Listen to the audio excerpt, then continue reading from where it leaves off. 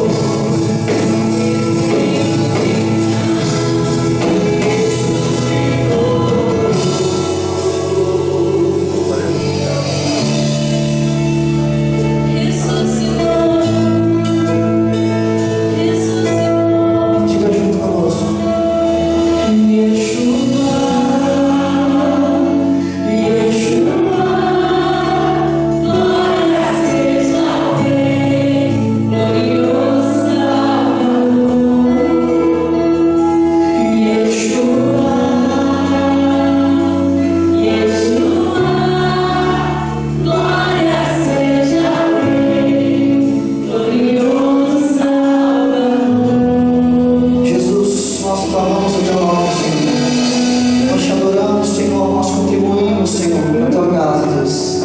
Queremos agora, Pai, nos alimentarmos da tua palavra, Senhor. Que a tua igreja, Pai, possa sair, Pai, daqui satisfeita, Senhor, a ouvir aquilo que o Senhor tem a falar nos corações, Jesus.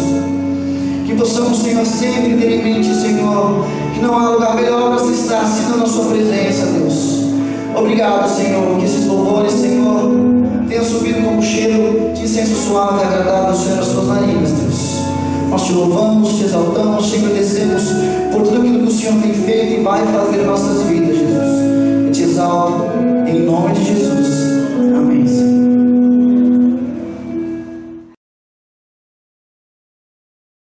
Ora, o fim de todas as coisas está próximo. Sede, portanto, criteriosos e sóbrios, a bem das vossas orações. Acima de tudo, porém, tende amor intenso uns para com os outros, porque o amor cobre multidão de pecados. Sede mutuamente hospitaleiros sem murmuração. Servi uns aos outros, cada um conforme o dom que recebeu, como bons despenseiros da multiforme graça de Deus. Se alguém fala, fale de acordo com os oráculos de Deus. Se alguém serve, faça-o na força que Deus supre, para que em todas as coisas seja Deus glorificado por meio de Jesus Cristo, a quem pertence a glória e o domínio pelos séculos dos séculos. Amém. De fato, a igreja, ela precisa experimentar um pouco mais da presença de Deus e da unção de Deus. E muitas vezes a igreja do Senhor Jesus Cristo, ela, em meio a tantas coisas, ela vai se esfriando e perdendo a noção de quem realmente ela é. E muitas vezes isso acontece conosco também. Precisamos então viver para a glória de Deus e louvor e manifestação da graça do Senhor sobre nós. Vivemos tempos difíceis, de fato, tempos de pandemia, e a pandemia que deveria trazer à igreja o arrependimento, a pandemia trouxe a igreja ao esfriamento, no seu geral. A pandemia levou muitas pessoas a se acostumarem, a cultuarem de casa, e na maioria das vezes não cultuam, assiste o culto. E culto não é para ser assistido, porque culto não é espetáculo, o culto é para ser vivido, vivenciado, sentido. Culto é para glorificar, exaltar, para receber de Deus, para ouvir Deus falar aos nossos corações. A intenção do culto também é levar o quebrantamento, a adoração sincera e genuína. E parece-me que essas coisas foi perdido na maioria das vezes, em meio à pandemia. Nós nos acostumamos com assistir culto e paramos de prestar cultos. E isso é algo muito sério, danoso à vida da igreja. Algumas vezes, em virtude da lei, e a lei é um pouco severa, e diz assim, só pode cultuar 30%. De fato, nós obedecemos a isso, estamos aqui hoje com 30% da nossa capacidade. Mas isso talvez impede outros de continuar cultuando. Porque não há uma disciplina em cultuar a Deus em qualquer lugar, a todo momento. Nós precisamos, como igreja do Senhor, tomar uma nova postura, e postura cristã. A carta de 1 Pedro, como eu citei aos irmãos já há alguns domingos, são vários domingos ministrando sobre essa carta. Eu já tinha lido esse livro muitas vezes, mas nunca tinha recebido tanto de Deus a partir desse livro, depois de que eu comecei a estudar. E na sua maioria das vezes, essa carta é uma carta muito fácil, de fácil entendimento. Só a dificuldade mesmo no finalzinho do capítulo 3, que possivelmente é o texto mais complicado do Antigo Testamento, do Novo Testamento. Que nós iremos estudar esses versos na quinta-feira, 20 horas. Se você puder e quiser, participe do estudo, e você vai tirar todas as suas dúvidas a que você tem e a que eu irei colocar na sua mente ao estudarmos esse texto. É um texto tão complexo e difícil, mas tem pelo menos 3 visões dele para que possamos debater e conhecer e experimentarmos um pouquinho da graça. Semana passada nós ministramos ao meu e ao seu coração que nós devemos dizer não às paixões carnais e não devemos viver dirigidos pelas paixões carnais. Porém, essa semana nos deparamos com um texto da palavra de Deus, onde o apóstolo Pedro, em meio às lutas e às perseguições das quais a igreja vivia e cantamos hoje, ele chama a atenção do seu povo para viver o fim dos tempos. E como é que deveria viver os fins dos tempos? E quando nós falamos como viver o fim dos tempos, nós pensamos em alguns períodos da história, onde a história levou a crer na mente e no coração de muitas pessoas que o fim estava próximo. Bom, os anos 90 foram anos marcados por muitas pregações das quais diziam: Jesus está voltando. E quem viveu esse período sabe muito bem o que eu estou falando. Você tinha escrito no viadutos: Jesus está voltando. Nos muros, as pregações nos púlpitos era sobre a volta de Cristo. E isso tudo se dava por causa de uma profecia de Nostradamus, que o século ia acabar e iria acabar o mundo naquele período também. Então, a igreja que viveu os anos 90, que isso é bem próximo de nós, essa igreja buscava a Deus com uma intensidade imensa, imaginando que o mundo iria acabar na virada do milênio. É claro que isso passou e não teve a mesma proporção. Aí a igreja passou, o mundo não acabou, e a igreja parou de pregar sobre a volta de Cristo. E é claro que houve outras profecias, a dos maias, mas que não surgiu uma profundidade tão grande de alarme na vida do povo. E o povo esqueceu da volta de Cristo. Mas no ano de 2012, os maias profetizaram que era o fim do tempo, final do mundo. Inclusive, houve um filme lançado com o tema 2012, porque ainda havia a ideia de o mundo acabar, terminar em 2012. E 2012 passou, de fato, o mundo não acabou em 2012. Mas todas as vezes que há cataclisma na natureza, algo estranho acontecendo, nos faz lembrar dos finais dos tempos. O ano passado, quando surgiu a pandemia, as pessoas começaram a lembrar do fim do mundo. E algumas pessoas começaram a indagar: será esse período pelo qual uma terça parte da população irá morrer? Mundial. Porque foi uma situação no mundo inteiro conhecida. E de fato, não foi. Até hoje, infelizmente, ou felizmente, não minimizando a dor de ninguém, morreram mais ou menos entre 2% e 3% da população mundial. Então, depois que o povo viu que o alarde não era tão imenso a respeito da volta de Cristo como se imaginava, as pessoas começaram a relaxar e viver as suas vidas comuns, esquecendo de Deus e da sua volta. É claro que naqueles momentos do ano passado, não só a pandemia, mas causou assombro as moscas, os gafanhotos e terremotos e rumores de guerra em algumas nações.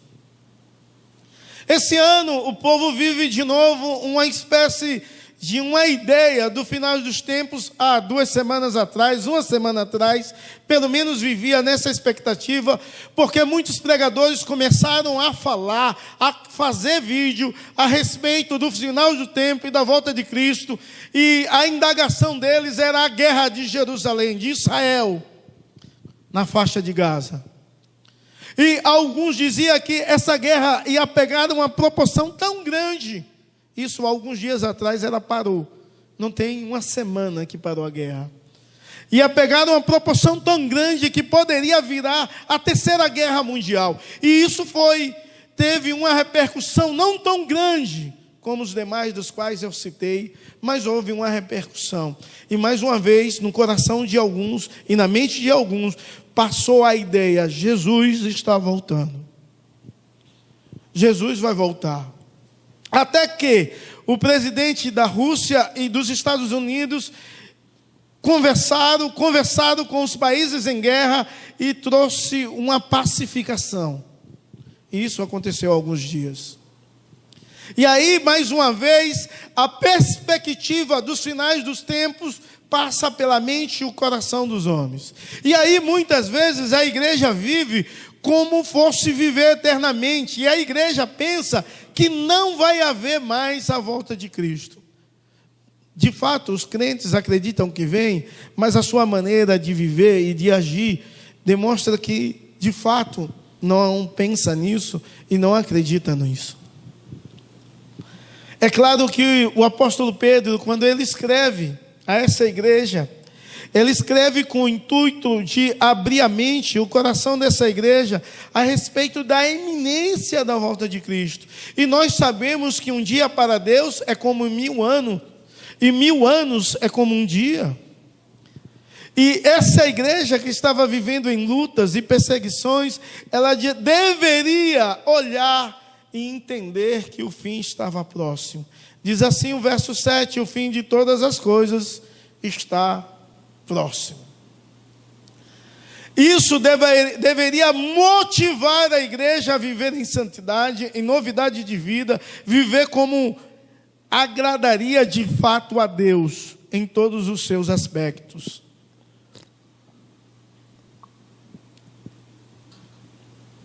Mas nós sabemos que a volta de Cristo, desde quando ele foi assunto ao céu, ela foi inaugurada e a qualquer momento ele pode vir. Ele pode vir hoje, amanhã, daqui a 10 anos, 100 anos, mas ele virá. E se ele não vir hoje, nem amanhã, nem daqui a 10 anos e nem daqui a 100 anos, você pode ir até ele. Você pode morrer. E você sabe o dia que você vai morrer? Você sabe quantos anos você vai viver? Você sabe quanto tempo você tem aqui na terra? Você sabe exatamente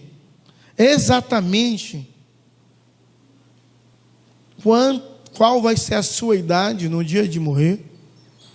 Já que nós não sabemos nem quando Jesus vem, nem quando eu vou até Ele, eu preciso então entender que eu tenho de viver como se fosse o fim.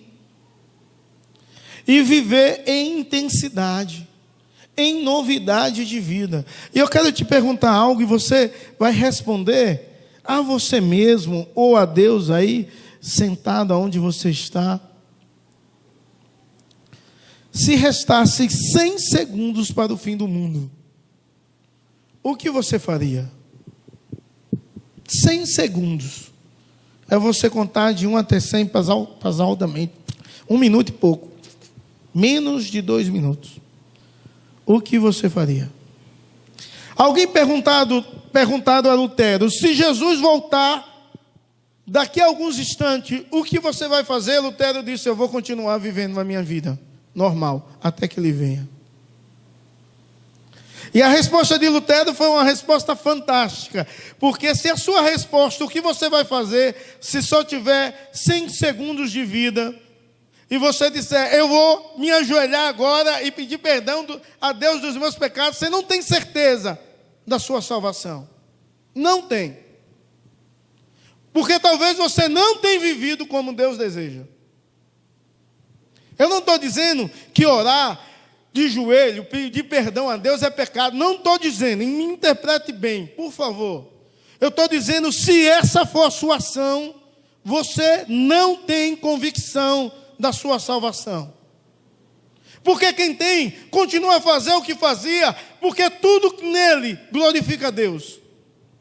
Mesmo sendo pecador, mesmo sendo negligente, tem certeza do perdão e da salvação eterna. Se a sua ideia é bom, em 1 minuto e meio eu vou fazer tudo que eu não fiz, você já está no inferno, você é depravado. Depravado. E se a sua ideia é dizer, eu vou continuar vivendo a vida do jeito que eu vivo, porque eu vivo glorificando a Deus. E os conselhos de Paulo, então, de Pedro, perdão, é que a igreja deveria viver uma vida da qual Deus deveria ser glorificado em tudo. Então, a ideia que o fim está próximo é uma ideia muito real e tem de ser na vida da igreja. Quando Jesus voltará, está muito perto, está muito próximo. Já aconteceram muitos sinais, faltam acontecer outros, sim, mas está próximo o fim. E quando eu entendo isso, e você compreende essa verdade, nós procuramos viver em santidade e novidade de vida. E é aquela igreja perseguida, o apóstolo Pedro queria ensinar aquela igreja que em meio às lutas, as perseguições, o fim de todas as coisas estava próximo. E a igreja deveria estar preparada para o fim de todas as coisas. É claro que essa pregação de se preparar para o fim foi uma pregação que Cristo fez às 10 virgens, 5 nécias e 5 sábias. E como é que tem sido a sua lâmpada? Há o óleo da unção nela ou não? Bom, uma ideia geral dos conselhos do apóstolo Pedro, nesses versos dos quais nós lemos, uma elucidação bacana, é entender que os conselhos a respeito do fim, é que nós devemos ser sóbrios, devemos aprender a vigiar e orar, precisamos ter um amor fervoroso, precisamos ser hospitaleiros, e precisamos aprender e viver ministrando os seus dons espirituais. Então, quando a igreja entende que o fim está próximo e como eu devo viver em meio ao fim, eu tenho de pensar nessas coisas. Eu tenho feito isso. Esses são os conselhos de Paulo, nesse texto simples, mas que é difícil viver. Eu tenho feito isso ou não? E isso nos chama muita atenção, porque muitas vezes nós não fazemos aquilo que Deus deseja, aquilo que Deus almeja. Então, em primeiro lugar, o verso 7 diz assim: o fim de todas as coisas está próximo, portanto, sejam criteriosos, sóbrios, para poderem orar. Ou seja, é a ideia de que Jesus Cristo diz: vigiai e orais, para não entrais em tentação. Devemos viver o fim dos tempos sendo vigilantes e tendo uma vida de oração. E isso é algo extraordinário e magnífico. Essa vida de oração deve levar a uma ideia muito grande, que o verso 7, na versão que eu leio, diz assim: sejam criteriosos. A ideia é, você tem de ser prudente. E quem vive na iminência do fim, em meio a rumores de guerra, a rumores de cataclisma, da situação do mundo piorar, ele não vive de forma imprudente, ele vive de forma prudente.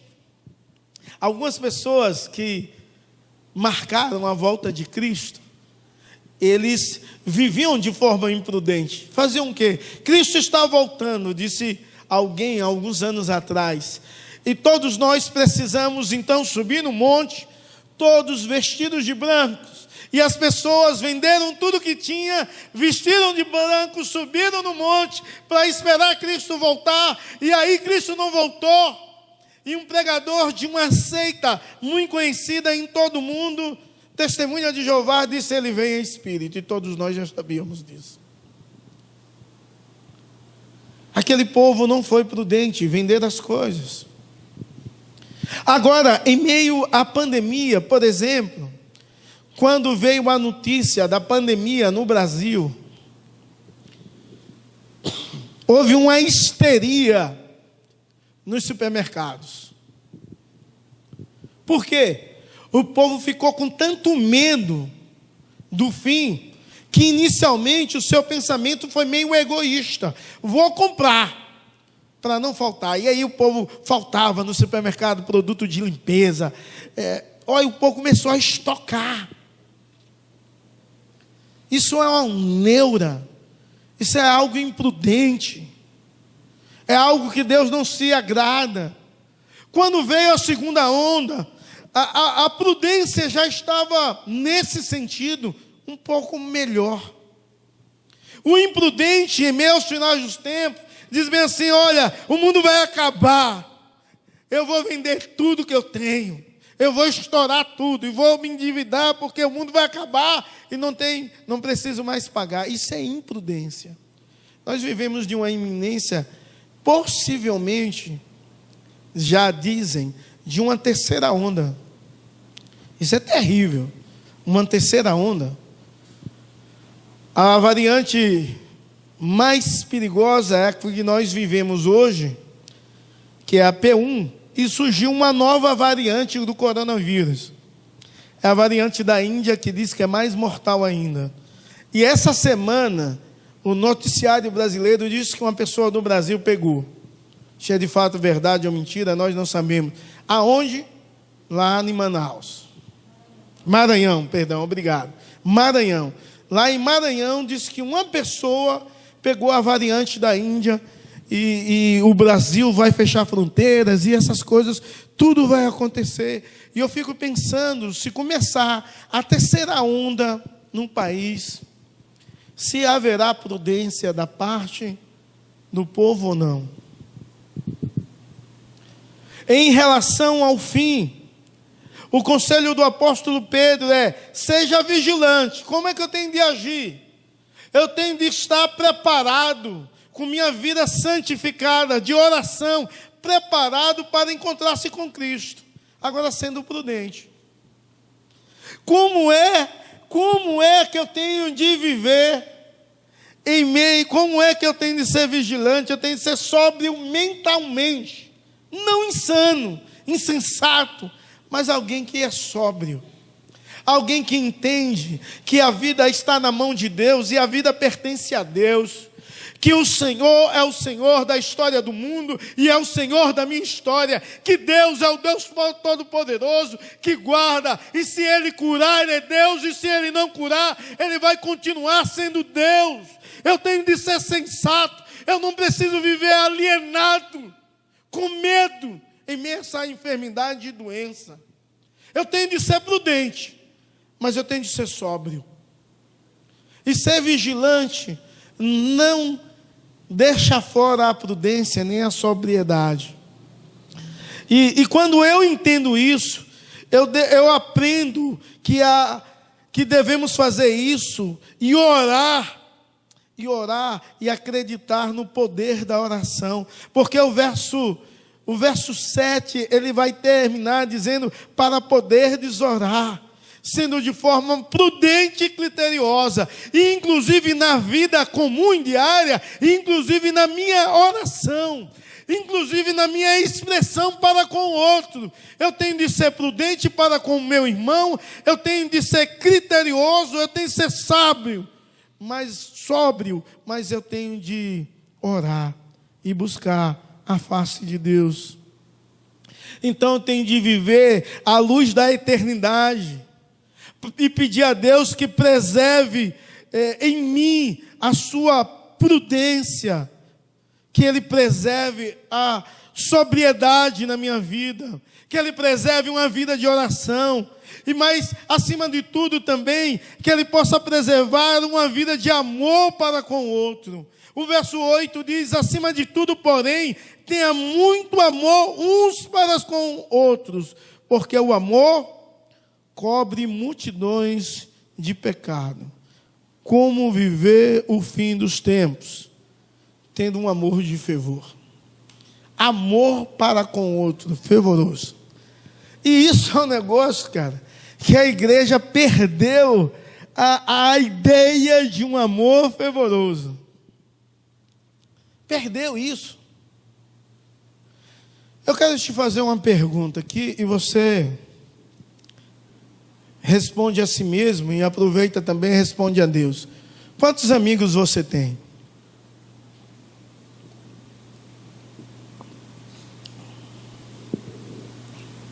Se a sua resposta for 2, 3, alguns, você não tem vivido um amor fervoroso para com o outro. Mas se a sua resposta se justificar dizendo: eu tenho 2, 3 amigos porque eles fazem coisas erradas, eu não quero misturar com quem está errado, fazendo coisas contraditórias. Bom, será se você não cria um blindex de separação que nem bala entra? Será se você não se acha melhor que o outro?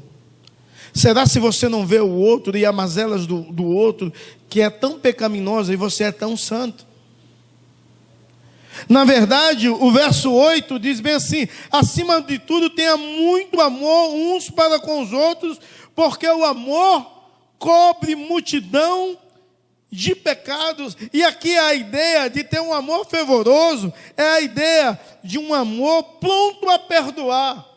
A ideia que o apóstolo Pedro faz é como se fosse um amor do cobertor, ao ponto de você esticá-lo a cobrir outra pessoa. A ideia é: o amor cobre as imperfeições do outro. Sabe, ele está ensinando a igreja, à luz do fim dos tempos, à vinda da eminência de Jesus Cristo, ou da minha morte. Eu tenho de aprender a amar o outro intensamente, apesar da sua vida pecaminosa, da sua vida distante dos princípios de Deus e da verdade de Deus. Eu preciso amar o outro intensamente, apesar dos seus pecados, apesar dele ser tão diferente de mim. Eu preciso ter um amor que venha cobrir a multidão do pecado. Um amor que eu venha olhar para o outro e olhar com perdão. Um amor que eu possa olhar para o outro com compreensão, a vida da qual ele vive. Um amor do qual eu posso olhar para o outro e eu posso entender o outro, ajudar o outro e continuar andando juntos, não separados. Mas parece que a filosofia do mundo vai atrapalhando os convívios. Parece que a filosofia do mundo vai atrapalhando as pessoas de viverem um amor. É claro que quando nós lembramos do passado dos nossos pais e avós, e eles viviam, possivelmente, a grande maioria dos avós aqui de todo mundo viveu em zona rural. E lá havia uma comunhão maior, porque o número de pessoas ao redor era menor.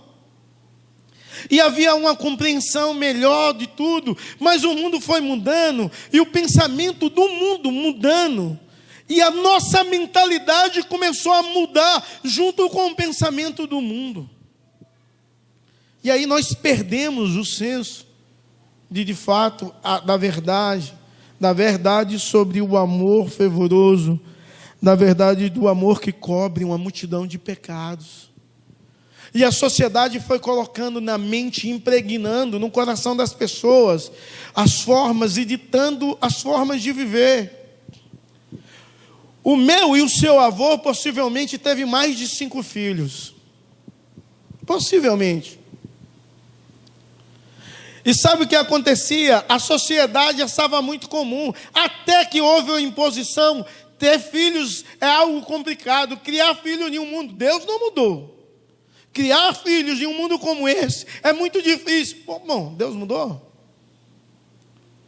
As pessoas começaram a ter menos filhos. Aí veio a mentalidade e a realidade da violência urbana. Você precisa viver de um lugar que tenha mais proteção para você e para a sua família. E isso foi impregnando, porque nós queremos, segundo Maslow, nós queremos estabilidades em cada área, fase financeira da qual nós vivemos e encontramos, e começamos a cada vez mais nos trancar dentro de casa. A individualidade começou a surgir de forma dura e grandiosa. Se você for olhar em São Paulo, os grandes prédios sendo feitos, os grandes condomínios que fazem hoje, tem um quarto só. Por que isso? Se o condomínio é luxuoso, tem de tudo, por que só tem um quarto? É individualidade vindo. Cada vez mais, há casais que não querem ter filhos, porque a sociedade tem falado isso. Então as pessoas começam a se distanciarem cada vez mais uma da outra, a viver friamente com outras, a ter relações superficiais, a não ter um amor de fervor. E aí cada vez mais o sentimento egoísta entra na mente, no coração, e eu começo a olhar o outro, as mazelas do outro e dizer, eu não quero isso para a minha vida. O amor não está cobrindo a multidão de pecados. A igreja tem de viver à luz do fim, tendo o amor que cobre a multidão de pecado. E parece que a igreja dos nossos dias esqueceu isso. E agora, pior ainda, em meio à pandemia, ontem foi o dia do abraço. Parece comédia. Dia do abraço.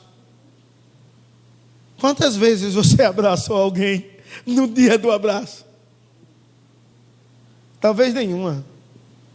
Por quê? Porque há uma imposição.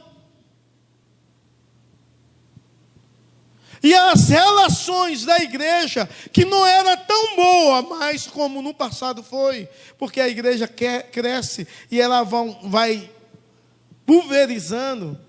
Nós não vivemos mais como família, não há mais fervor de um para com o outro. Imagine. Quando foi que você, de fato, se relacionou com alguém? Alguém diz que muda-se o hábito com 21 dias. 21 dias muda qualquer hábito, bom ou ruim. Porém, você não perde. Você pode trocá-lo, mudá-lo em 21 dias.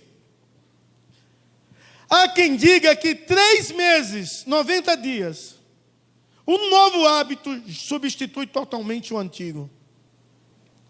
E aí eu fico imaginando uma igreja em meio à pandemia que não pode viver as suas relações. Não pode expressar o amor como latinos de fato devem expressar. Qual a gravidade de uma igreja que viveu não só 21 dias, mas viveu 1 ano e 2 meses se distanciando já, que já havia frieza nas relações. Essa gravidade espiritual é muito grande. E à luz do fim dos tempos, nós precisamos ter um amor fervoroso que venha cobrir a multidão de pecado. E talvez você chegue a uma certa ideia. Eu assistir o culto em casa é melhor. Eu não me relacionar é melhor. Eu ficar quietinho no meu lugar é melhor. Eu ficar isolado é melhor. E isso não é melhor. À luz do que Pedro nos ensina. Isso é danoso, isso é contraditório aos princípios de Deus e à verdade de Deus. Isso traz mudanças de hábitos terríveis na vida da igreja e do povo de Deus.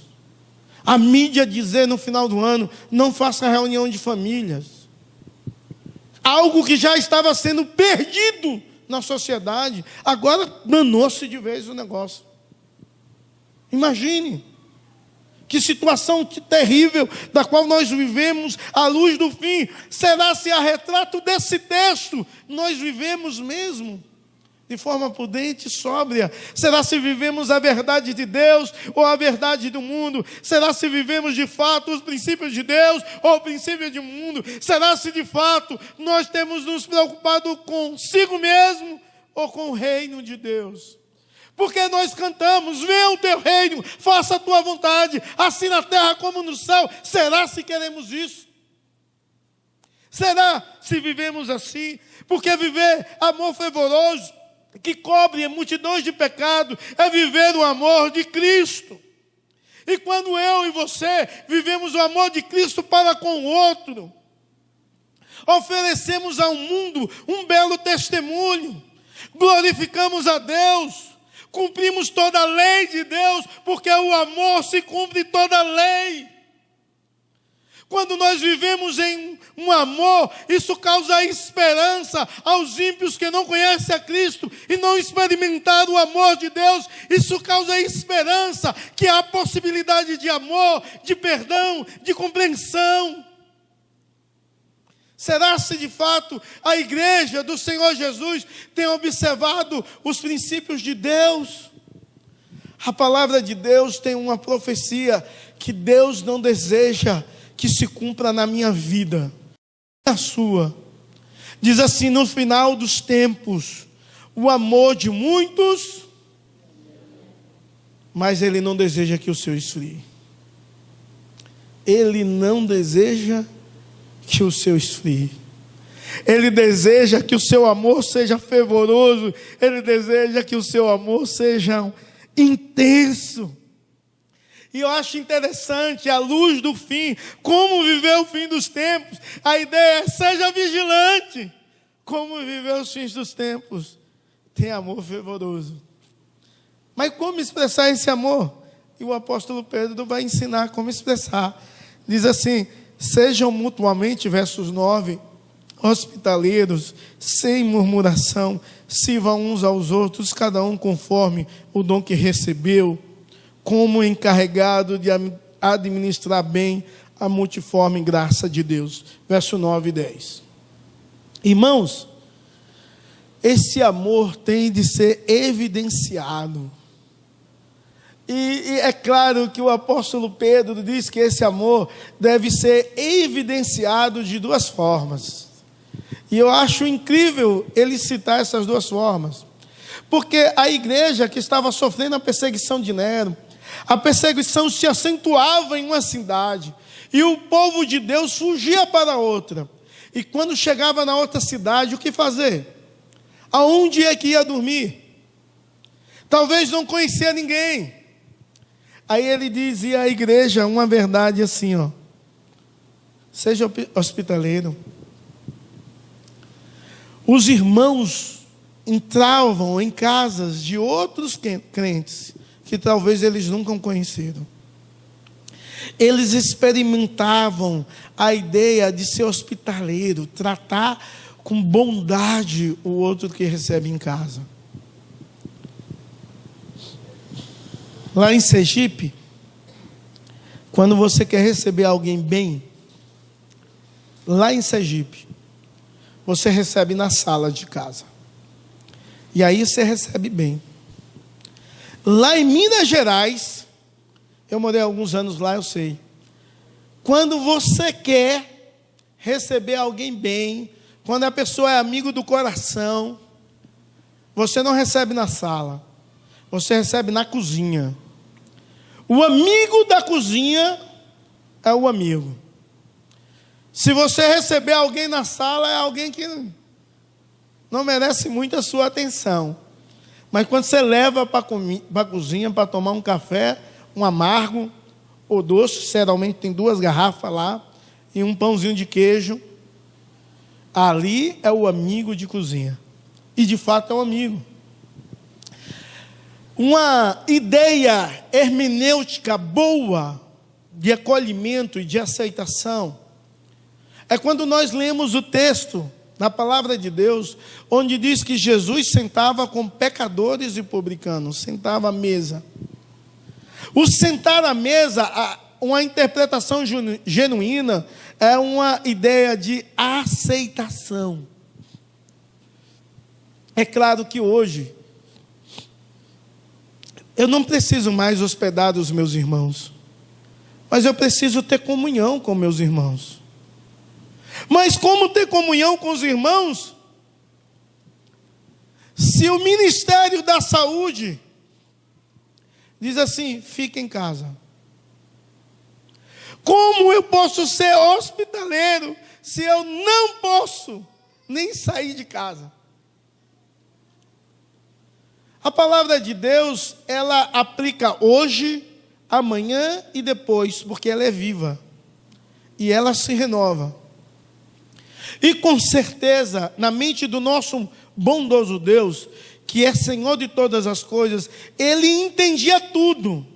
E por mais que você não goste do meu discurso hoje e da pregação que está sendo ministrada no seu coração, no mínimo você precisa refletir. Porque Deus deseja que você expresse o seu amor fervoroso em práticas de ser hospitaleiro. E a mentalidade, algumas vezes, pentecostal errada, não estou dizendo que os pentecostais são errados, mas algumas mentalidades são erradas. Eu já vi gente dizer assim, porque uma vez lá na minha casa, eu ofereci o nosso quarto, eu e vi uma vontade dos dois, para alguém dormir. E alguém me disse assim, você sabe como está essa pessoa? Eu disse, como assim? Os pecados que ela tem cometido pode trazer maldição ao seu leito. Pensamento otário, me perdoe. Besta. Já que otário pode ser pesado. Para crente. Se a palavra de Deus diz assim, nenhuma condenação há. Quem está em Cristo Jesus? Se a palavra de Deus diz que nenhuma praga e maldição chegará à minha tenda, porque em Cristo toda maldição é quebrada. Por quê?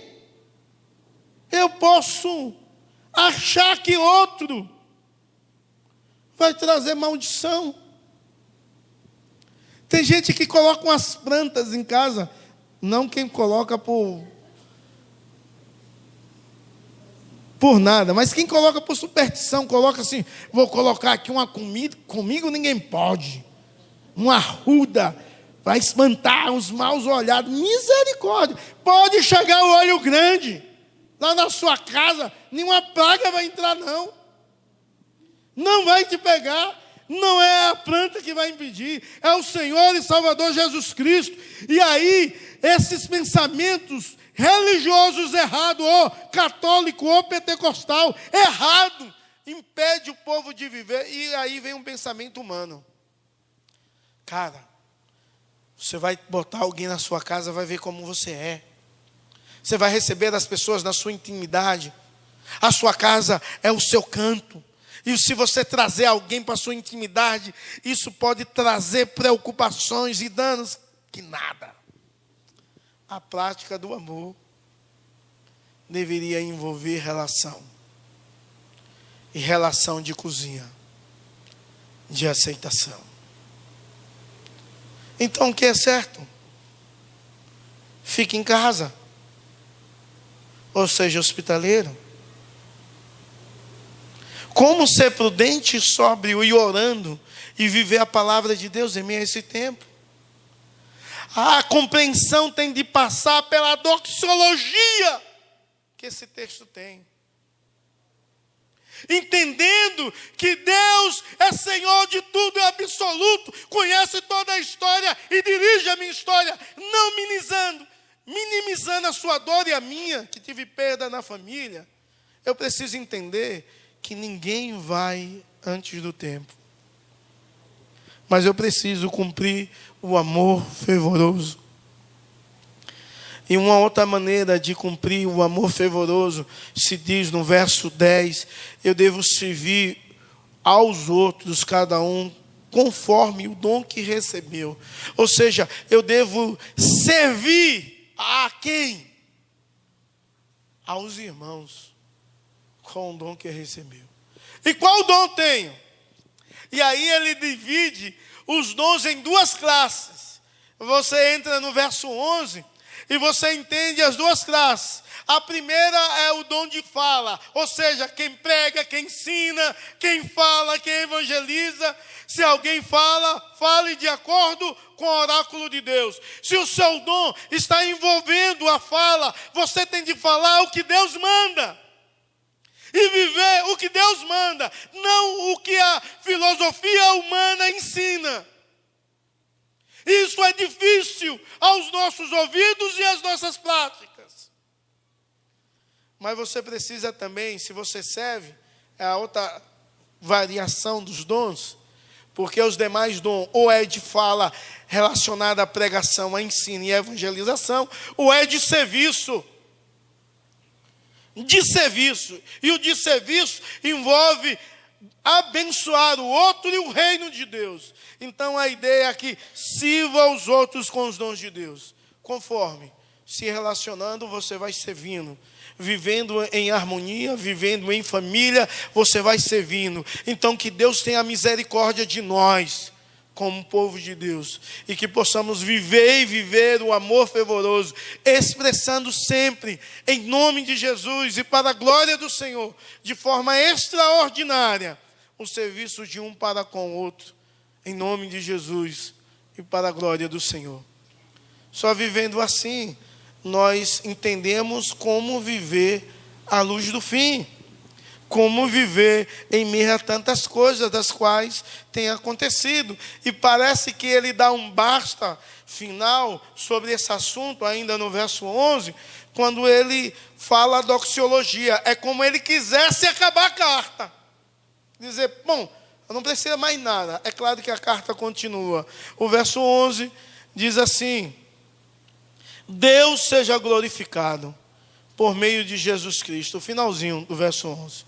A quem pertence a glória e o domínio para todos sempre. Amém. Deus seja glorificado por meio de Jesus Cristo, a quem pertence a glória, a quem domina toda a história, toda a vida, toda a situação, toda a pandemia está debaixo do domínio de Deus, para todos sempre. Amém. Então ele conclui dizendo: Deus tem de ser glorificado. E a igreja, mesmo em meio a perseguição, pandemias, lutas, dificuldades, ela não pode esquecer que Deus pertence à glória. O Senhor Jesus Cristo pertence à glória e o domínio. Ele domina sobre tudo e todos. E não só agora, mas para todos, sempre e sempre. Amém. Então, quando nós temos a compreensão que as nossas vidas estão dirigidas por Deus, a nossa nação não é dirigida por nenhum presidente, não é dirigido por nenhum poder jurídico instituído, não é dirigido por nenhum senadores e deputados federais, é dirigida por Deus. Nós cremos que Deus tem um domínio para todos sempre, e debaixo do domínio de Jesus, tudo, visível e invisível, está subordinado ao poder de Deus. Seja um vírus que você não vê, ou algo do qual você vê, o domínio está sobre Jesus. E eu devo viver a verdade de Deus, como viver o fim dos tempos. Eu tenho de ser vigilante. Vigilante para quê? Para que a época da qual nós vivemos não possa roubar os valores cristãos da minha vida. Eu preciso ser vigilante para quê? Para que o amor não seja em teoria, tão somente, mas seja de prática e seja intenso. Eu preciso entender que os meus dons devem ser usados para a glória de Deus. E eu nunca vi, pelo menos nem vivi, nenhum momento da história, o quanto é negligenciados os dons espirituais na vida da igreja e no exercício de um para com os outros, como eu estou vendo hoje em meio à pandemia. E por que isso? Isso acontece porque nós esquecemos que o domínio é de Deus e esquecemos de viver a verdade de Deus para a glória dele. Que você possa, no mínimo, refletir no que você ouviu e, no máximo, mudar de atitude. Em nome de Jesus. Que Deus te abençoe e me abençoe e me ajude a viver nos finais dos tempos, que pode ser muito curto para mim e para você, de conformidade aos princípios de Deus.